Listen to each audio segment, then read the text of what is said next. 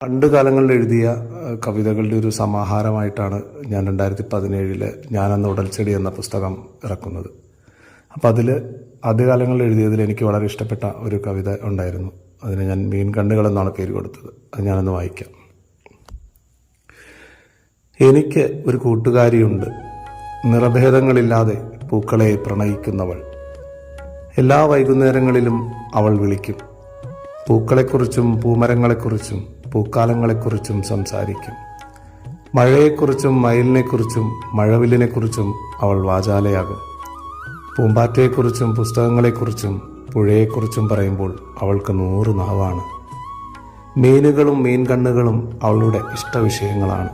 പാവം, ഇന്നലെ രാത്രി ആത്മഹത്യ ചെയ്യുന്നതിന് തൊട്ടു മുമ്പും അവൾ മീനുകളെക്കുറിച്ചാണ് വ്യാകുലപ്പെട്ടത്.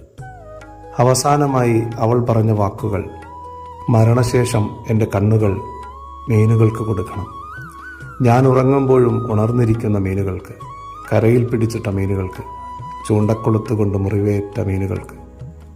ഇനിയും വിശ്വസിക്കാനാവുന്നില്ല, ഇത്രയും നാളുകൾക്കിടയിൽ ഒരു വാക്കുപോലും തന്നെക്കുറിച്ച് പറയാതിരുന്നവൾ ആത്മഹത്യ ചെയ്തെന്ന്.